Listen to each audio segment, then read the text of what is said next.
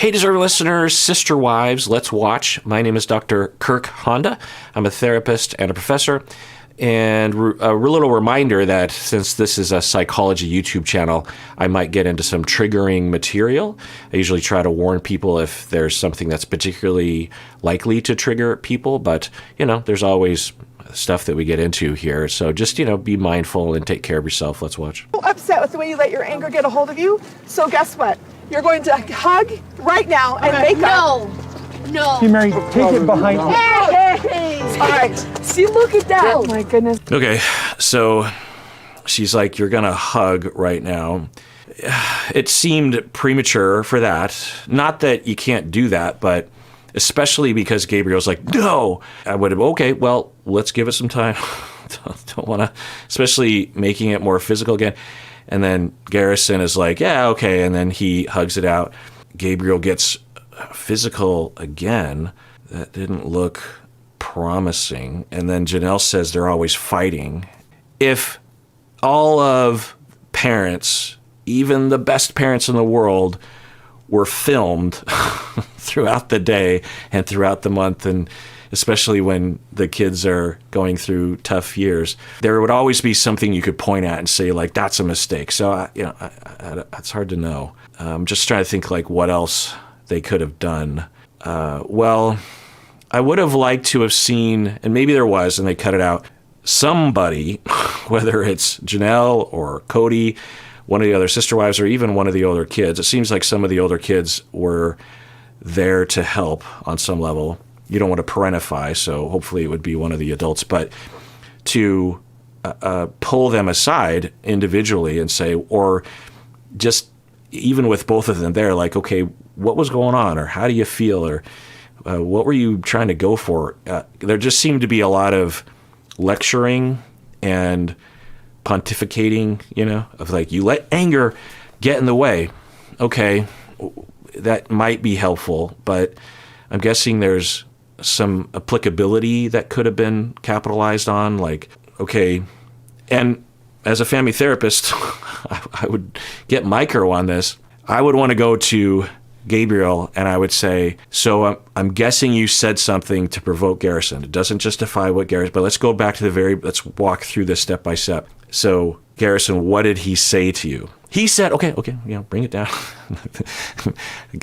Garrison, what did he say? Well, he said that, okay.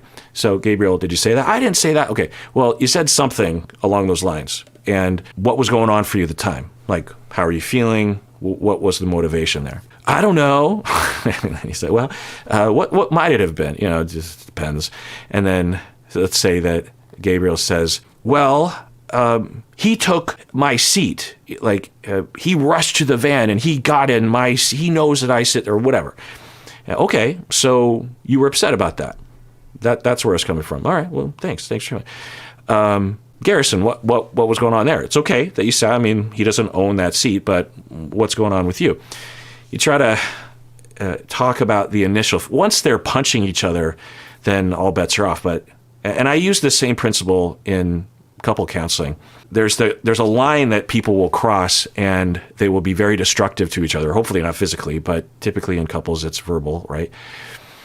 And we can analyze that, but once the distress is high and the prefrontal cortex is offline, then it's hard to analyze that and have any insight around that. But the gloves come off and you just start going after each other.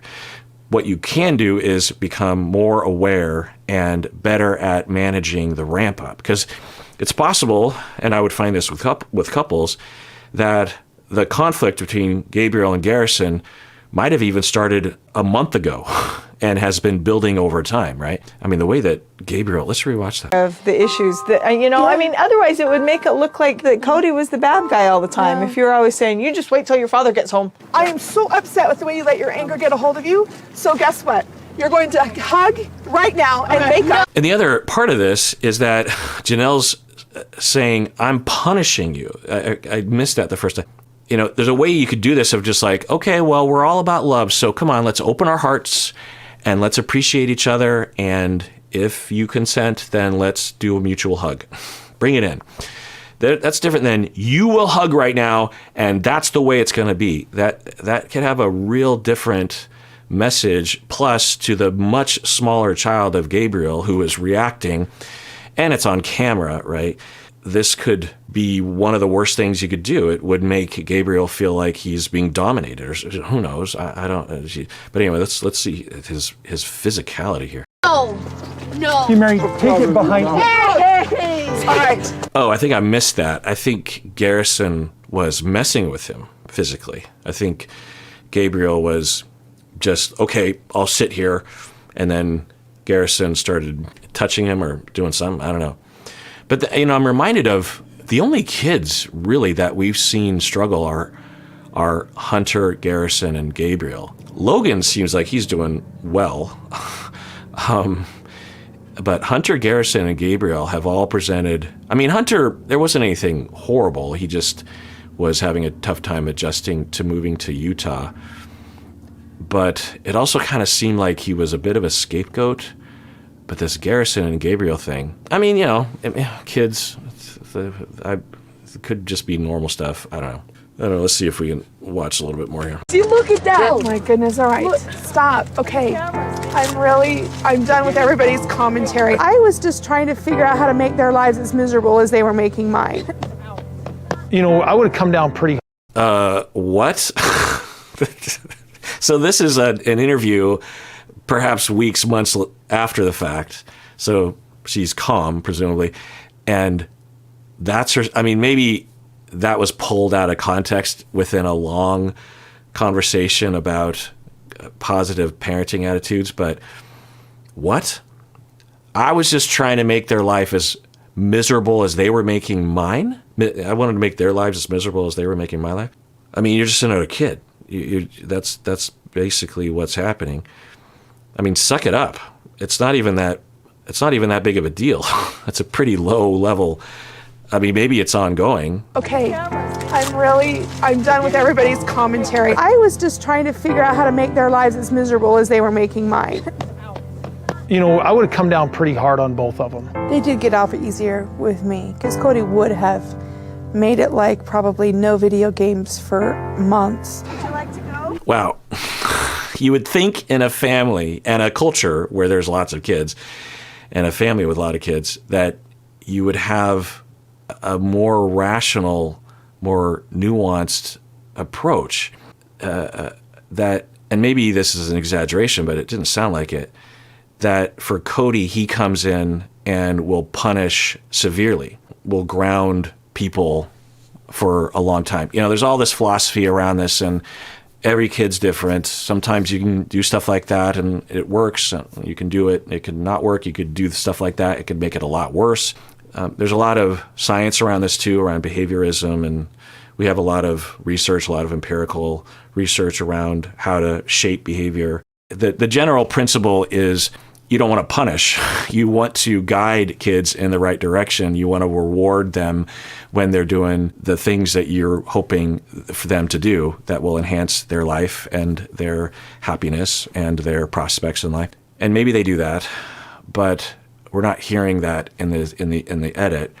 But anyway, we're hearing that Cody will sweep in, and some parents just don't know what they're doing, and they'll react out of anger, and they think that that's the way you're supposed to do things. I wouldn't be surprised that AUB parents, especially dads, would think that that's the way to go. But another thing that I've seen is that it's a passive way of manipulating yourself out of being responsible for parenting. If you come in, if you're just sitting there going, and I don't know, but if you're Cody, you could imagine him saying, Janelle needs to take care of this. Janelle, it's her job. She needs to take care of it. It's not my job. Janelle needs to, and then Janelle says, I can't take it anymore. Cody, help me out. And Cody's like, okay. And Cody comes in and just wrecks the whole situation. And then Janelle's like, okay, Cody, stay, And then in her mind, she's like, never involve Cody. And then Cody walks away going, I never have to do it. I never have to deal with parenting again. I don't have any evidence of that, but it could have that effect at the very least. Oh, my ears are so... You don't feel like you've got the right currency as a parent sometimes. You don't feel like you've got the right tools to be able to have your children understand how serious something like this is. I was Yeah. And I would have a lot of parents that would come to me with this assumption that I would give them the magic bullet. I would give them a tool or a method that would just work. And the way that parenting is often talked about, and perhaps on the internet, it can give that impression. It seems like things are calming down, and now they're doing that talking. And we're just seeing snippets. There's a good possibility that if I saw this whole exchange, I would say that Janelle did a wonderful job. It looks like they've entered into a new, more helpful zone. She's listening, they're talking. That's great. Today's episode is sponsored by BetterHelp. So a lot of us, including myself, we really wish that we had more time in the week, There's always so much to do.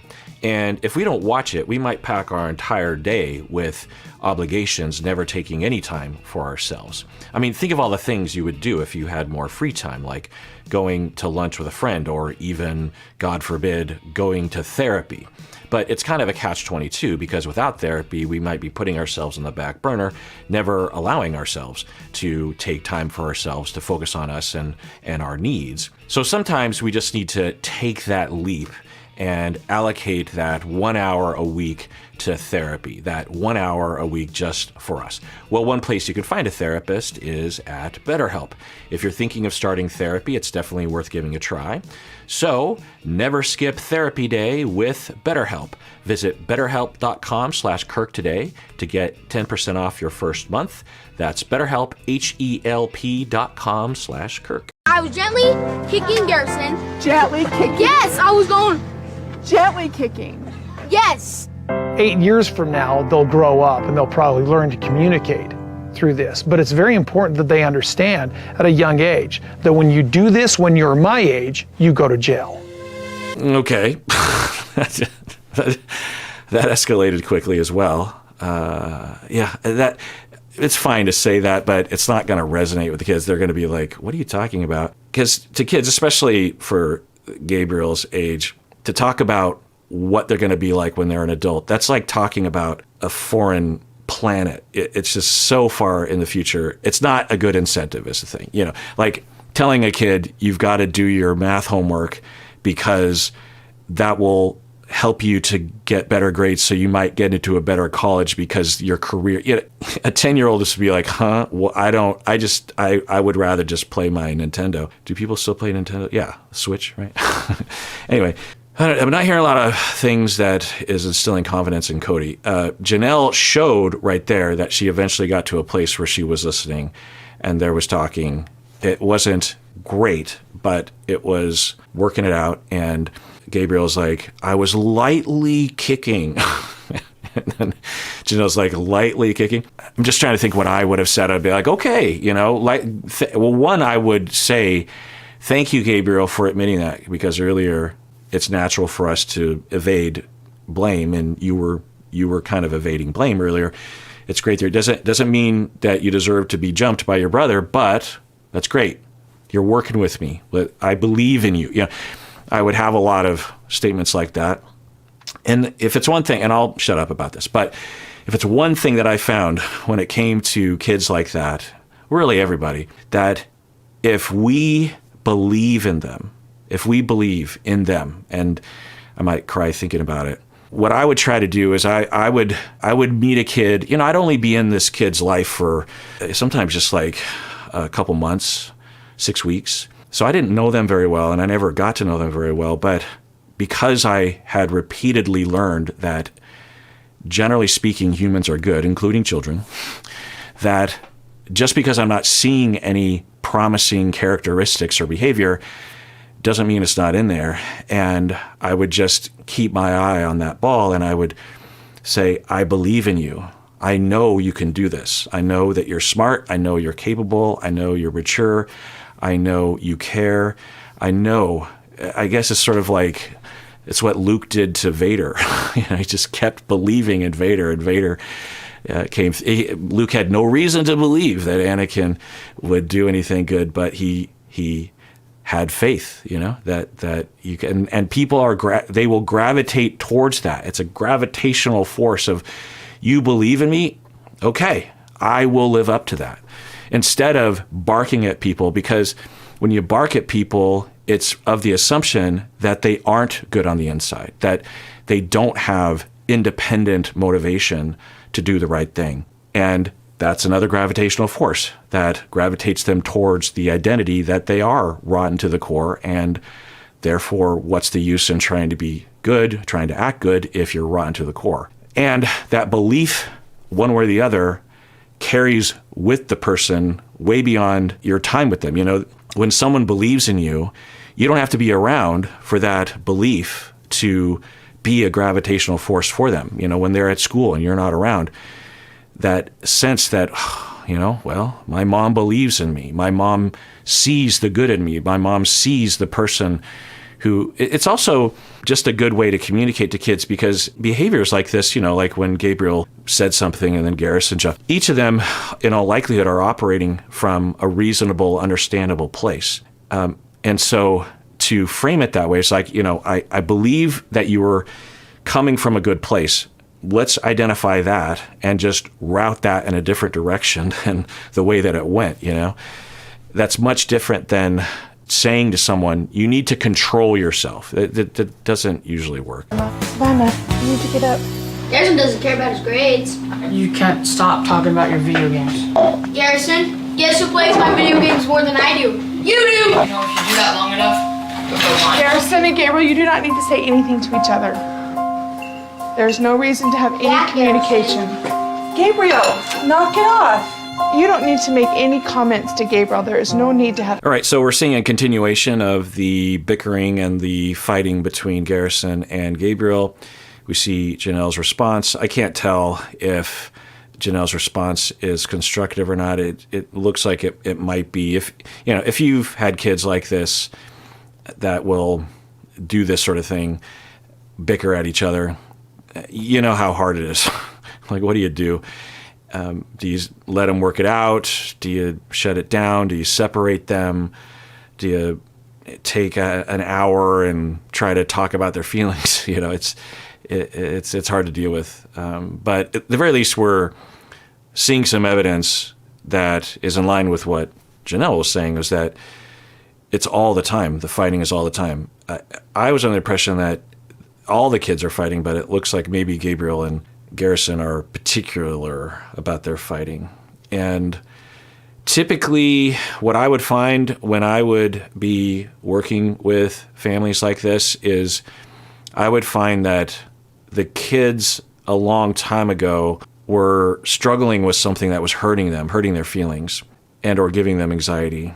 And they signaled that they were having those feelings, but it wasn't received for one reason or another.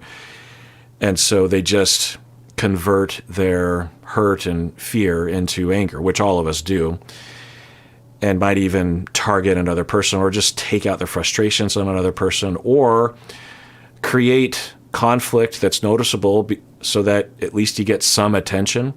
You know, these are big accusations that I'm saying. I don't see any evidence of this, but you know, and also just kids bicker sometimes.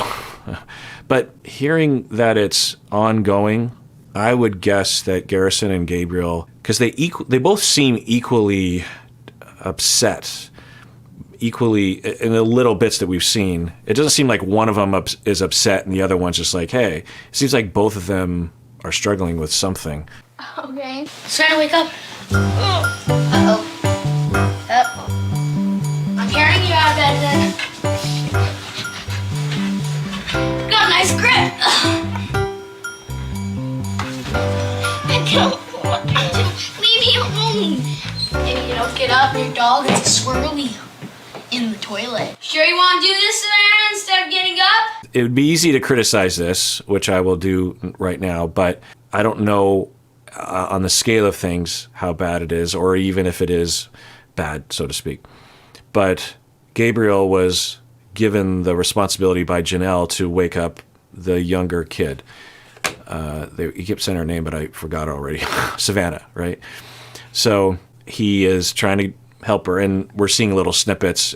It looked like he was doing it well. He was like, hey, you know, and then eventually he's resorting to trying to pull her out of bed. She's resisting, which is interesting. And then He's like, hey, I'm going to swirly your doll. And I'm thinking, well, that's just a threat, right? You're not going to swirly the doll. And then he's going to... Did he say swirly? Because that's what we called it. In the 70s and 80s, bullies or friends would swirly people in the school bathroom. My older brother, I was never swirlied, and I never swirlied anyone. But my older brother was swirlied by the older guys on the football team as a friendly hazing incident. My brother looks fondly at it, sort of. Anyway, yeah. So he's about to do that. I wonder what's going on here. If I ask Janelle, hey, when it comes to Savannah, does she have a hard time getting up in the morning? Do you think that Gabriel, who is barely older than her, is the best choice? Maybe you could do it. Maybe this is production trying to get involved to create a scene. I don't know. Okay. And then he does it, and here he's coming downstairs, and he's smiling. So, okay.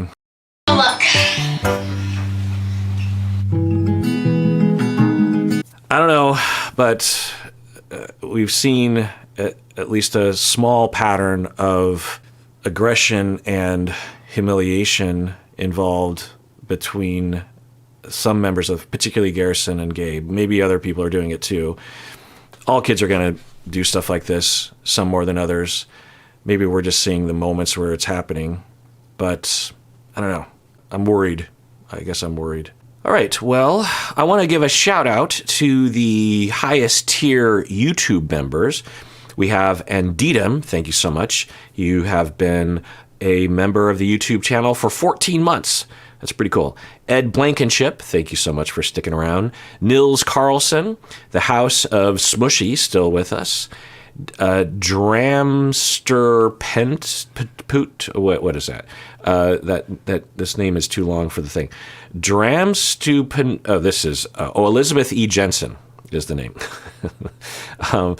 And the Clearfield Vlog still with us. Thank you so much, Clearfield Vlog.